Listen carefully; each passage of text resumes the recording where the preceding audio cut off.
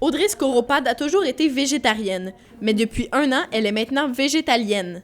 La différence, les végétaliens ne mangent aucun produit animal, c'est-à-dire pas de lait, ni d'œufs, ni de fromage, ni même du miel.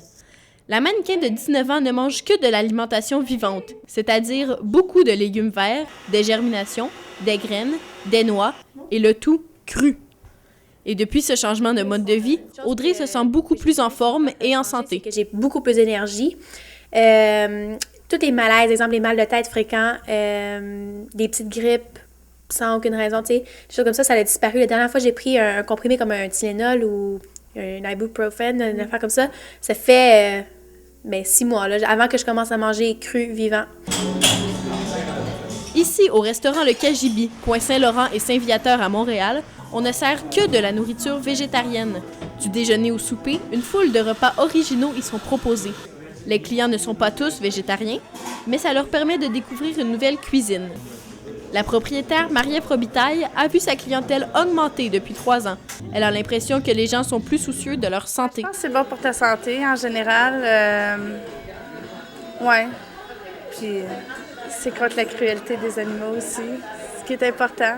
Contrairement à ce qu'on pourrait penser, il n'est pas nécessaire, quand on est végétarien, de remplacer la viande par un autre aliment. En fait, l'être humain n'a pas besoin de viande pour survivre. Une alimentation végétarienne apporte tous les éléments nécessaires à une bonne santé.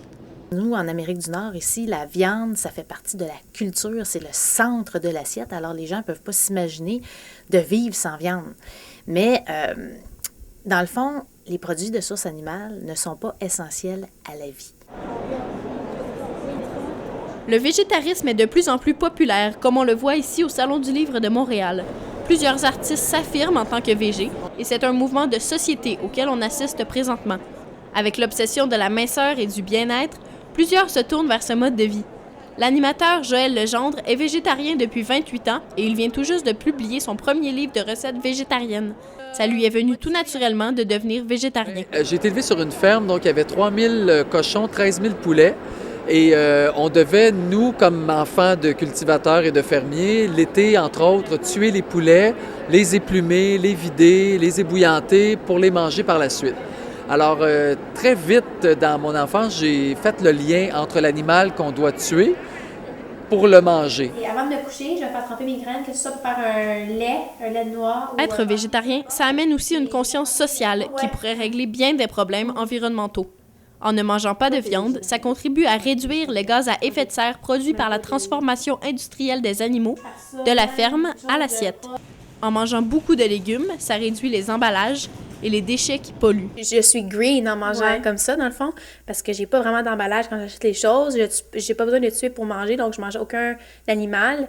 Tout ce que je mange, ça vient de la terre. Le végétarisme n'est donc pas seulement un mode de vie, mais un choix de société. Caroline Murray-Daigneault, La Cité collégiale, à Montréal.